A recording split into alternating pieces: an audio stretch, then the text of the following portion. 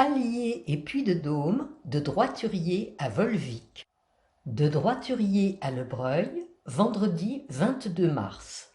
Parti tôt le matin de la gare de Lyon-Vèze pour 5 nouvelles étapes, je rejoins en train le dernier point d'arrivée de la section précédente, c'est-à-dire le petit village de Droiturier, à côté de la Palisse, dans le département de l'Allier.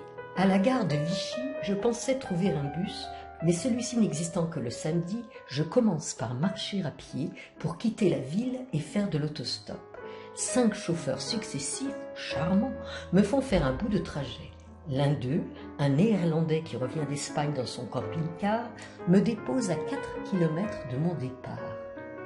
Je passe à pied sur le pont de la Vallée avec ses 3 arches, ses parapets en pierre et ses chasse-roues si particuliers. C'est ce pont qui permettait à la route royale de Paris à Lyon de franchir la petite rivière Andans. Un habitant de Droiturier me fait grimper dans sa voiture et me dépose là même où, avec Daniel, nous avions terminé la section de Saône-et-Loire en septembre 2018. Je n'ai pas perdu mon temps depuis que j'ai quitté Lyon ce matin. Il n'est que 10h30 quand je passe devant l'ancienne cabine téléphonique, transformée en une sympathique micro-librairie dont la devanture rappelle avec humour et discernement que la lecture nuit gravement à l'ignorance. Je retrouve l'église Saint-Nicolas, un ancien prieuré bénédictin du XIe et XIIe siècle, inscrit au titre des monuments historiques et classé récemment site clunisien. Je laisse le GR3 partir vers le sud pour me diriger vers le sud-ouest, direction plus conforme à mon objectif final qui est, ne l'oublions pas, la frontière espagnole vers Perpignan. Carte IGN à la main, je pars donc sur une petite route dans ce paysage vallonné que je retrouve avec plaisir. Mon chemin, un chemin de pays, un PR, promenade et randonnée, s'étire absolument rectiligne à travers les champs après avoir franchi la M7 qui file sur Paris. C'est le tout début du printemps. Les chatons femelles d'un saule-marceau, fourreaux argentés et soyeux, sont en pleine gloire après leur fécondation. Contrairement au gui dont on voit ici les boules, le lierre grimpant n'est pas une plante parasite pour son arbre support. Bien au contraire, les 2 plantes se rendent des services mutuels. Cette liane, sans doute d'origine tropicale, protège l'arbre des intempéries et lui assure une croissance plus régulière. De plus, ses pelotes servent d'abri aux insectes et oiseaux et de lieu d'hibernation à toute une petite faune. Je passe maintenant sous le viaduc de la voie ferrée Lyon-Clermont, sur laquelle j'ai circulé en train quelques heures plus tôt.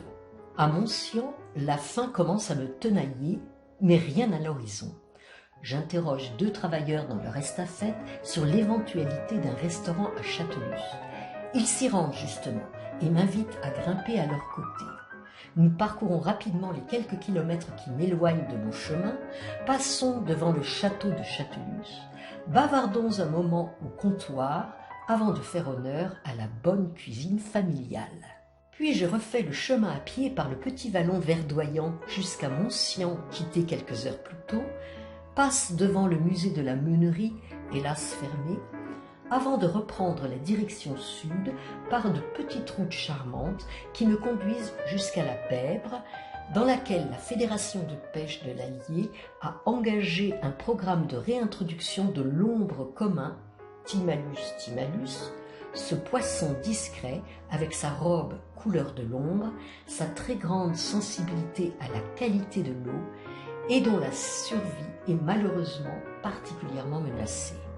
Au terme de la journée, j'atteins le petit village du Breuil, passe devant cette cour de ferme où est aménagé un pigeonnier que j'imagine abandonné, salue mes hôtes qui tiennent leur gîte au bonheur du parc, découvre ma chambre, joyeuse, joliment décorée, donnant sur la campagne vallonnée qui s'éveille au printemps, me chauffe au dernier rayon de soleil au pied de la petite église aux décorations polychromes et enfin m'attarde dans le parc où, visiblement reine de l'endroit, une petite fille solitaire joue en chantonnant.